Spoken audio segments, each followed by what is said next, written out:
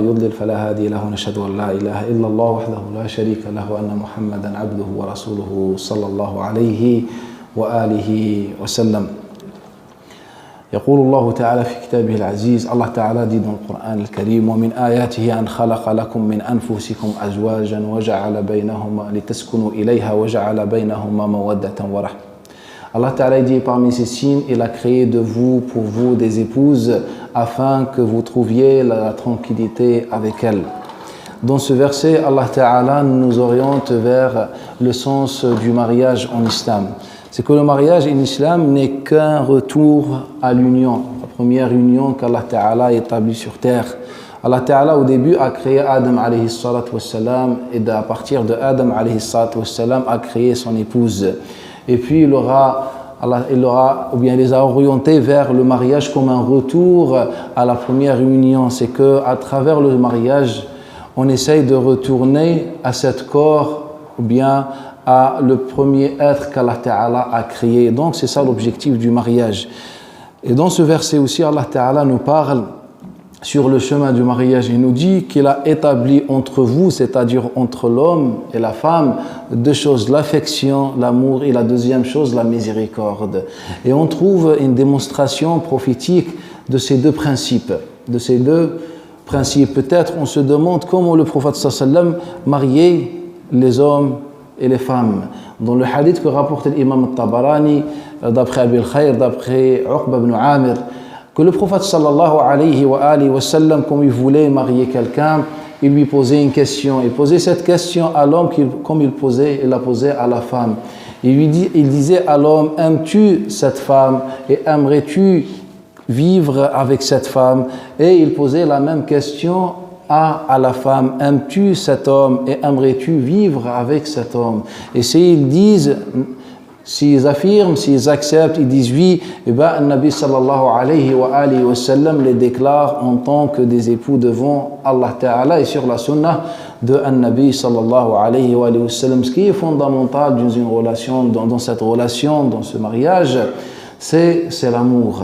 Et pour comprendre ce sujet, je vais vous donner un exemple sur comment les compagnons ont compris ce principe, le principe du mariage. C'est qu'un homme, un jour, Muawiyah ibn Abi Sufyan est un compagnon, est parti demander une femme qui s'appelle Darda au mariage. C'est un hadith que rapporte l'imam Abu Ya'la al-Mawsili d'après Maymoun ibn Mihran. Donc Muawiyah, cet homme, demande Darda au mariage. Mais regardez comment Darda va répondre à cette demande. Elle lui dit, Ya Muawiyah, j'aimais Abu Darda. Et Abu Darda m'avait rapporté d'après le prophète sallallahu alayhi wa sallam que l'épouse sera avec celui qu'elle aime le jugement dernier ou bien au paradis. قالت ولا أبغي عن أبي الدرداء بديلا, et je ne veux pas remplacer Abu Darda, c'est-à-dire je vais sacrifier, je vais patienter pour retrouver par la permission d'Allah Ta'ala Abu Darda au paradis. Et puis on va remarquer la même histoire. Un jour, une femme qui s'appelle Salma bint Jabir vient voir Abdullah ibn Mas'ud. Comme il rapporte l'imam Ahmad ibn Hanbal dans Al-Musnad. Elle lui dit, Ya ibn Mas'ud, mon mari a trouvé la mort. Et il y a des hommes qui viennent me demander en mariage. Et je ne veux pas me remarier car j'aimerais bien vivre avec mon mari au paradis. Et là, regardez la réponse de Ibn Mas'ud et regardez, il va nous rapporter une parole que le prophète sallallahu alayhi wa sallam avait prononcée avant sa mort. Là, on n'est plus dans l'époque de Nabi sallallahu alayhi wa sallam, on est après la mort de Nabi sallallahu alayhi wa sallam. Mais là, Ibn Mas'ud va se rappeler d'une parole que le prophète sallallahu alayhi wa sallam lui avait dite, sauf que lorsqu'il a entendu la première fois, il n'a pas réagi, il ne s'est pas rendu compte de l'importance de cette parole. Un jour, en fait, et le Nabi sallallahu alayhi wa sallam prend Abdullah ibn Mas'ud et lui dit, Ibn Mas'ud, une femme de Ahmas, une tribu qui s'appelle la tribu de Ahmas, une femme de Ahmas fera partie des gens du paradis. Ibn Mas'ud, sur place, n'a pas compris la parole de Nabi sallallahu alayhi wa sallam, car il ne savait pas de qui il s'agit de qui le prophète sallam parlait. Et là, Abdullah ibn Mas'ud s'est rappelé lorsque cette femme vient après la mort de Nabi sallam lui dire ceci. Et c'est une femme de Ahmas. Et là, il se rappelle que Nabi sallam parlait de cette femme qui n'a fait que chercher de retrouver son mari au paradis, qui a voulu se priver d'un nouveau mariage pour préserver sa relation avec son époux dans le paradis. Ce sont des exemples qui nous montrent que le Nabi sallallahu alayhi wa sallam a planté dans les cœurs des compagnons, des musulmans, la plante de l'amour, que le mariage se base entièrement sur l'amour. Et on a remarqué que de nombreux exemples dans ce sens-là. Par exemple, l'imam Al-Bayhaqi nous rapporte d'après Abi Ishaq al-Sabi' et d'après Sila ibn Zufar qu'un jour, ou bien le jour avant la mort de Hudayfa ibn al-Yaman, il dit à sa femme et il lui laisse un testament. Il lui dit: Ya zawjati, oh ma femme, mon épouse, j'ai entendu les messagers d'Allah Ta'ala dire que la femme sera avec son dernier mari. Sera avec son dernier mari, celui que cette femme aime. Le sens de la parole de Nabi sallallahu alayhi wa sallam. Ya zawjati, il dit: oh mon épouse, si tu veux me préserver au paradis, ne te remarie pas après moi.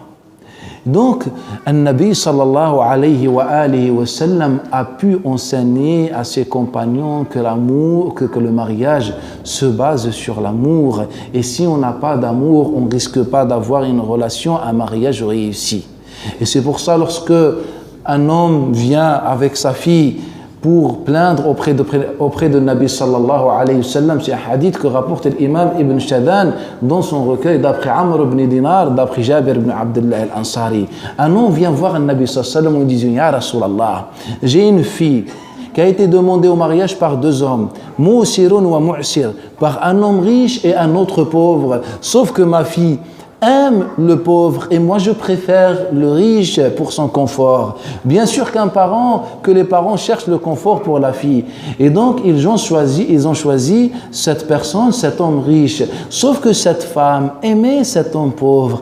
Et là le Nabi sallallahu alayhi wa sallam lui répond en disant: Lam ara lil mutahabbina mithl zawaj, je n'ai pas vu pour ceux qui s'aiment comme le mariage, c'est-à-dire comme solution, comme bon choix, c'est le mariage pour ceux qui s'aiment. Et c'est pour ça Allah Ta'ala il a établi deux choses entre l'homme et la femme. La première chose, c'est l'amour, c'est l'affection, et la deuxième chose, c'est le pardon, c'est la clémence et la miséricorde. Donc ce sont des exemples qui nous rappellent comment le prophète sallam a pu planter dans le cœur des croyants, des musulmans, cette plante de l'amour, que le mariage se base entièrement de l'amour. Je vais vous donner un exemple encore qui nous touche encore plus pour vous expliquer comment on est atteint un degré, un niveau important d'amour. Lorsque le Hassan ibn al-Hassan a trouvé la mort, et c'est un hadith, c'est un récit qui est rapporté, qui est mentionné par l'imam al-Bukhari dans son authentique, et rapporté par l'imam Ibn Abi Dunya, d'après Abdul Hamid, d'après Jarir ibn Abdul Hamid al-Dabbi, d'après Mughira ibn Muqsim. Il nous rapporte que le jour de la mort de Hassan ibn al-Hassan, le petit-fils de Nabi sallallahu alayhi wa sallam, qu'est-ce que son épouse a fait? Elle a construit une pièce devant sa tombe et elle est restée environ 30 jours devant la tombe de son mari. On n'est pas dans une question juridique, est-ce que la femme doit ou veut ou fait ou ne fait pas cela, mais on est face à une vérité. C'est la vérité de l'amour que le prophète sallallahu alayhi wa sallam a laissé comme héritage pour ceux qui veulent se marier. Donc ceci est le premier principe en islam, le principe de l'amour. Et puis le prophète sallallahu alayhi wa sallam nous a dit que quand on aime notre mari ou notre épouse, eh ben, cela est considéré auprès d'Allah Ta'ala comme une adoration. Par exemple, dans le hadith que rapporte l'imam Rafi'i dans les chroniques de Qizwin, le Nabi sallallahu alayhi wa sallam nous dit: lorsque l'époux regarde son épouse ou l'épouse regarde son époux, et lorsque l'époux prend la main de son épouse ou l'épouse prend la main de son époux, Allah Ta'ala fait tomber leurs péchés comme le vent fait tomber les feuilles des arbres. C'est-à-dire, il faut que tu saches que quand tu te maries et tu regardes ton épouse, il faut que tu saches que tu es en train d'adorer Allah Ta'ala. C'est comme si tu es en train de regarder le livre d'Allah Ta'ala ou la Kaaba d'Allah Ta'ala. Et aussi pour l'époux, ou l'épouse regarde son mari, eh bien c'est la même récompense. Lorsque tu donnes quelque chose, tu mets quelque chose dans la bouche de ton épouse, comme il nous rapporte l'Irbad ibn Sariya. Le prophète sallallahu alayhi wa sallam nous dit, ceci est considéré comme une aumône. C'est comme si tu as donné pour Allah Ta'ala, tu as dépensé dans le sentier d'Allah Ta'ala. Quand tu prends la main de ton épouse ou l'épouse prend la main de son époux, Allah Ta'ala fait tomber leurs péchés. C'est-à-dire, c'est comme si tu es en train de prier la prière obligatoire avec toutes ces conditions à l'heure. C'est comme si tu es en train de faire le pèlerinage selon la tradition de Nabi sallallahu alayhi wa sallam, car la grande récompense du pèlerinage, c'est que Allah Ta'ala efface tes péchés. Et bien aussi, dans ta relation avec ton épouse, avec ton époux, tu peux effacer tes péchés. Tu peux te rapprocher d'Allah Ta'ala. Et donc, Nabi sallallahu alayhi wa sallam nous donnait des exemples dans ce sens-là pour nous montrer que l'amour dans le mariage, au sein du mariage, n'est qu'une adoration bénie par Allah Ta'ala. Mais peut-être la question la plus importante, qu'est-ce que l'amour en islam? C'est une question que je pose souvent. Et jusqu'aujourd'hui, j'ai entendu qu'une bonne réponse. Depuis de longues années, je posais cette question. En vérité, c'est une énigme que j'ai trouvée dans un manuscrit autrefois pendant mes études. Dans ce manuscrit-là, on rapporte qu'il y avait deux femmes. Et j'aimerais bien que vous me donniez vos opinions, vos réponses sur cette énigme. Il y avait deux personnes qui s'aimaient. Elles étaient devant un puits ou devant à bord d'un fleuve. L'un des deux est tombé dans le fleuve, sachant que les deux ne savent pas nager. Maintenant, la question qui se pose, qu'est-ce que la deuxième personne doit faire? Est-ce qu'elle se jette? Qu'est-ce qu'elle doit faire? Donc, généralement, vous allez penser, je vais vous raccourcir les réponses, vous allez peut-être vous dire qu'elle doit chercher de l'aide, ou bien chercher une corde, ou bien chercher une branche, ou bien tout simplement elle se jette derrière elle pour la sauver. Alors que tout cela ne représente pas, ne reflète pas la définition islamique de l'amour. Le Nabi sallallahu alayhi wa sallam, dans le hadith que rapporte Muslim d'après Hisham, d'après Urwa, d'après Aïcha, nous donne la définition de l'amour. Le Nabi nous dit Al-arwahu junudun majannada ma ta'arafa minha atalaf wa ma takhalafa minha wa ma tanakara minha ikhtalaf. Le Nabi sallallahu dans ce hadith, il nous dit que les âmes sont comme, c'est les soldats d'Allah Ta'ala. C'est une métaphore.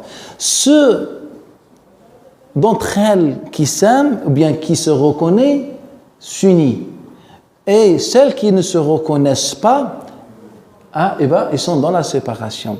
Donc si on prend ce hadith-là, on comprend que le Nabi sallallahu alayhi wa sallam voulait nous dire que l'amour, c'est l'union. Et quand on dit l'union, et on dit la décision individuelle, on est dans la contradiction. C'est-à-dire que cette deuxième personne, si elle a décidé de se jeter pour l'aider, si elle a décidé de chercher de l'aide ou chercher un moyen pour l'aider, on n'est plus dans l'amour en islam. La réponse islamique, c'est que cette personne doit se jeter, et non pour l'aider. En fait, elle doit se retrouver là où sa moitié se retrouve. Et donc, cette personne se trouve dans l'eau, celle qui est tombée, la deuxième personne doit se retrouver dans l'eau, non pas pour l'aider, ni pour autre chose. C'est que ceux qui s'aiment doivent être unis. Ils ne représentent qu'un seul être selon la vision islamique. C'est juste un exemple, c'est un récit qui nous explique ce que ça veut dire l'amour en islam. Quand tu cherches ton propre intérêt, quand tu cherches les choses qui t'arrangent toi et non l'autre, tu n'es plus dans l'amour. Quand tu vois les choses, tu interprètes les choses de ta propre vision des choses, tu n'es plus considéré comme quelqu'un qui aime dans la vision islamique, Et puis la deuxième chose, dans le verset, Allah Ta'ala, il nous parle de la miséricorde. La deuxième, c'est la miséricorde. Pourquoi Allah Ta'ala nous parle de ces deux principes? En vérité, Allah Ta'ala nous parle de ces deux principes tout simplement, car le premier principe, l'amour, c'est le lien. C'est la première passerelle, c'est le premier pas d'union. Et le deuxième principe, la miséricorde et la clémence, le pardon, en vérité, pour préserver cet amour. C'est que dans le mariage, on est constamment face à des épreuves, à des malentendus, à des désaccords. Et c'est là où le deuxième principe intervient. C'est là où la miséricorde, le pardon, intervient. Par exemple, un jour, le Nabi sallallahu alayhi wa sallam, comme il rapportait l'imam Muslim et d'autres, ou bien Tabarani d'après Humayd, At-Tawil d'après Anas ibn Malik. Un jour, le Nabi sallallahu alayhi wa sallam a reçu des invités. Et puis une femme, parmi les femmes des croyants, lui a envoyé un plat, quelque chose à manger pour lui et ses invités. Et bien, lorsque ce plat arrive, et Aïcha, l'épouse du prophète sallallahu alayhi wa sallam, apprend que ce plat vient d'une femme, donc elle le prend mal. Et qu'est-ce qu'elle va faire? Elle va prendre le plat devant le prophète sallallahu alayhi wa sallam et les invités, des étrangers, et elle va le jeter par terre. Elle va casser le plat devant le prophète sallallahu alayhi wa sallam. Donc, imaginez que l'un d'entre nous était à la place de Nabi sallallahu alayhi wa sallam. Donc, imaginez que l'un d'entre nous était à la place de Nabi sallallahu alayhi wa sallam. Comment elle serait réagi? Elle aurait au minimum insulté son épouse, ou bien frapper son épouse, ou bien faire un problème. Alors que le prophète sallallahu alayhi wa sallam, face à cette situation, imaginez avec moi la scène des étrangers, le prophète sallallahu alayhi wa sallam, comment les gens vont penser que ce n'est pas un homme, regardez sa femme, comment elle fait, comment elle réagit, et il ne réagit pas, il dit quoi, il dit rien, etc. Donc on va penser à beaucoup de choses. Alors que le prophète sallallahu alayhi wa sallam, il va venir, il va réagir comment? Il va avoir un sourire, il va se diriger vers les autres, vers les invités, il va leur dire: ne vous inquiétez pas, c'est la jalousie de votre mère, car Aïcha c'est la mère des croyants. Il nous dit: c'est la jalousie de votre mère. Regardez l'interprétation positive. Dans ce qu'on rapporte, il y avait 3 hommes qui marchaient. Et puis ils ont croisé un cadavre, akramallahu ma sami'akum, un cadavre, une bête morte. Et bien la première personne, elle a remarqué l'odeur et la pueur de ce cadavre, ce que ce cadavre dégageait. Donc elle a fermé le nez, et elle a dit quelle mauvaise odeur. Et puis la deuxième personne, elle a remarqué l'image et l'apparence, l'aspect de ce cadavre avec les vers, avec tout ce que vous pouvez imaginer. Donc elle a fermé les yeux et elle a dit quelle horreur. Et puis la deuxième personne a remarqué la couleur des dents de la bête. Alors regardez la couleur des dents, regardez cette couleur blanche. Et donc on est face à 3 personnes qui ont vu la même scène, la même image, qui ont vécu la même chose, sauf que 2 d'entre elles avaient une vision négative. Donc ils ont perdu, ils ont été atteints par soit l'odeur, soit par l'image. Et la deuxième personne a gagné. Et c'est pour ça que l'islam nous a appris que la joie est une technique, est une maîtrise de vie. Donc la personne avait une vision positive, donc elle a profité de cette belle image, de cette belle couleur. Ce que le prophète sallallahu alayhi wa sallam a fait dans cet exemple, par miséricorde, la grandeur du cœur de Nabi sallallahu alayhi wa sallam, a fait au prophète sallallahu alayhi wa sallam comprendre que Aïcha aime le prophète sallallahu alayhi wa sallam.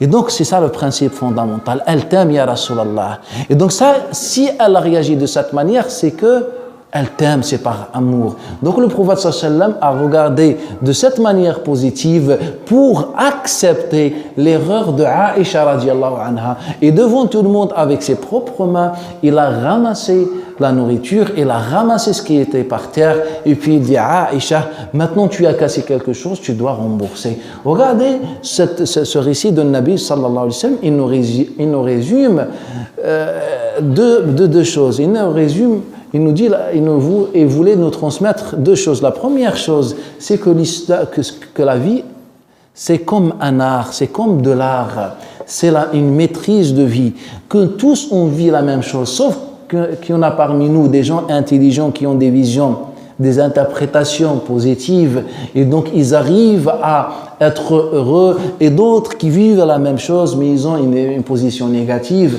et donc ils sont dans l'échec et la défaite, wal-iyadu billah. Et puis la deuxième chose, c'est que le Nabi sallallahu alayhi wa sallam toujours se base sur la certitude, sur la preuve pertinente. C'est que le Nabi savait que Aïcha l'aimait. Et d'ailleurs, la preuve, c'est la jalousie et la réaction de Aïcha radiallahu anha. Donc, il fait de l'erreur de Aïcha, de ce défaut de Aïcha, comme une preuve d'amour que Aïcha portait pour le prophète sallallahu alayhi wa sallam. Rappelez-vous que le prophète nous dit dans le hadith que rapporte l'imam al-Bazzar, d'après al-Hakam ibn Utaybah, d'après Ibrahim ibn Dinar, d'après Alqama ibn Qais ibn Yazid, d'après Abdullah ibn Mas'ud, anna al-Nabi sallallahu alayhi wa sallam qala kataba Allahu al-ghayra ala an-nisa. Allah a prescrit la jalousie pour les femmes. C'est comme si Allah a imposé ceci aux femmes. C'est leur nature. Donc qu'est-ce que le prophète sallallahu alayhi wa sallam nous dit? Kataballahu al-ghira ala an-nisa ayyuma, quiconque d'entre vous, vous les hommes, quiconque d'entre vous supporte la jalousie de sa femme, il aura certes la récompense d'un martyr. Et quelle est la récompense d'un martyr en islam? Il viendra le jugement dernier avec 0 péché. Et le jour de la tombe ne sera pas interrogé par les anges. Il ira directement par la permission d'Allah Ta'ala et la promesse d'Allah Ta'ala au paradis. Et bien donc le Nabi sallallahu alayhi wa sallam nous dit, Allah a prescrit la jalousie pour les femmes. Et quiconque d'entre vous supporte la jalousie de son épouse, il aura la récompense d'un martyr. Et donc, à travers le mariage, on se rapproche d'Allah. Et si le prophète sallallahu alayhi wa sallam a dit que le mariage représente la moitié de din, ce n'était pas pour rien. Et ce n'était pas par rapport à la cérémonie du mariage. Ce n'est pas ce jour-là, lorsqu'on se réunit autour dans cette fête et que Allah Ta'ala va nous considérer comme des gens qui ont accompli la moitié de din. Ce n'est pas cela. En vérité, la moitié de din, c'est la vie au sein du mariage. C'est quand tu supportes les erreurs, c'est quand tu acceptes ta femme. C'est aussi quand la femme accepte les erreurs de son mari, et avec cela, on vit en harmonie. Chacun avec ses avantages, chacun avec ses défauts, et de cette manière, on peut créer bi'idhnillahi ta'ala une harmonie. En général, je rappelle que le mariage en islam, ou bien l'objectif du mariage en islam est défini dans ce verset. Litaskunu ilayha, afin que vous viviez en sérénité avec elle. C'est ça le mariage, la sérénité dans tous les domaines et dans tous les niveaux. Et puis les principes du mariage en islam sont deux. Le premier, c'est l'amour. Et puis Nabi sallallahu alayhi wa sallam nous a enseigné tellement de choses sur les moyens d'acquérir et de gagner, de posséder le cœur du mari ou le cœur de l'épouse. Et puis la deuxième chose, pour préserver ce lien béni, Allah Ta'ala nous oriente vers le pardon. Allah Ta'ala nous oriente vers la maîtrise de vie. Comment on lit les choses d'une manière positive. Si je suis convaincu que ma femme ou que mon époux porte un amour pour moi, donc je peux dépasser les épreuves, et c'est ça la vision islamique. Donc c'est un résumé bi'idhnillahi ta'ala. Je pense que j'ai pu transmettre un peu la vision dans le Coran al-Karim, et ce que le prophète sallallahu alayhi wa sallam nous a enseigné sur le mariage. Et Inch'Allah ta'ala, on fait un petit dua pour les mariés bi'idhnillahi ta'ala. Alhamdulillah, alhamdulillah. Allahumma barik lahuma fi zawajihima. Allahumma barik lahuma fi zawajihima. Allahumma arzuqhuma dhurriyatan salihah.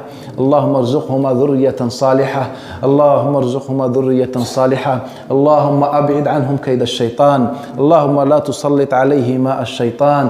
اللهم اطعم من أطعمنا واسق من سقانا. اللهم اجعل قلوبنا على قلب قلب رجل واحد. اللهم بصرنا بعيوبنا، اللهم اهدنا، اللهم أحينا على لا إله إلا الله، وأمتنا على لا إله إلا الله، وابعثنا على لا إله إلا الله. آمين آمين. وصل اللهم على رسولك الكريم، والحمد لله رب العالمين، وبارك الله فيكم.